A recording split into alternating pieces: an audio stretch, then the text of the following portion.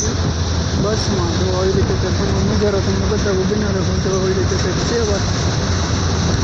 જો સંભાજીનગરથી હું નીકળેલો છું અને બસમાં જાઉં છું સુરત. કંઈક ઘાટ છે 40 ગામનો ઘાટ. આ ધાર ઉપર રસ્તો છે ઉપર જો બેઠે નથી કેવું દેખાય બધું જુઓ.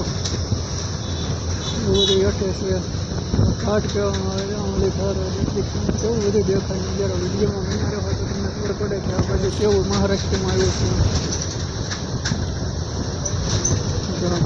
કેમ છે ને નજારો એવું છે હડવાનું આગે પાણી દેખાય સિસ્ટમ. રસ્તો તોડીને બનાવેલો છે ભાઈ જોવા બતાવી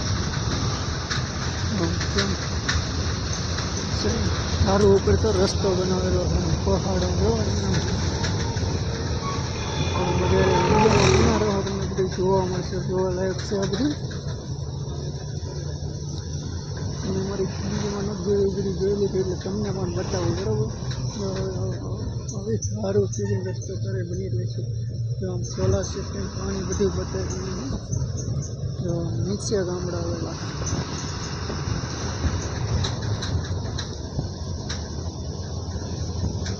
ઉપર વિડીયોમાં બનાવે છે 40 ગામનો પાઠ કહેવામાં આવે એમાં.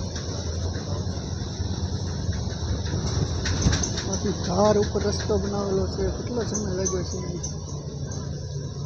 આપણે બસમાં હોય તો થાકી જઈએ. બનાવતા કેટલી વાર લાગી છે જો.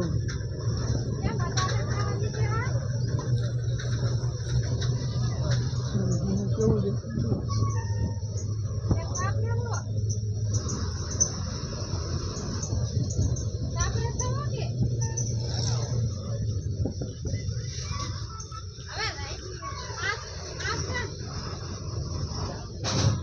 કેવું દેખાય ને પહાડ એવું બધું હોય આમાં બનાવે હોય વિડીયોમાં તો ખબર પડે કેવું હોય.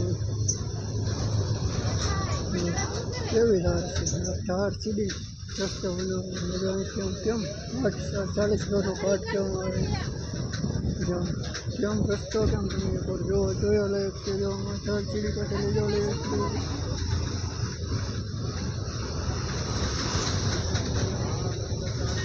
જો ફાઇનલી મિત્રો હું અહીંયા બેઠો તમને એમ થશે કે આ ભાઈ ક્યાં છે અહીંયા છે. આવી રીતે કંઈક જોયું જો રસ્તો સીધી કેમ કરેલો જો થોડી રસ્તો બનાવેલો છે.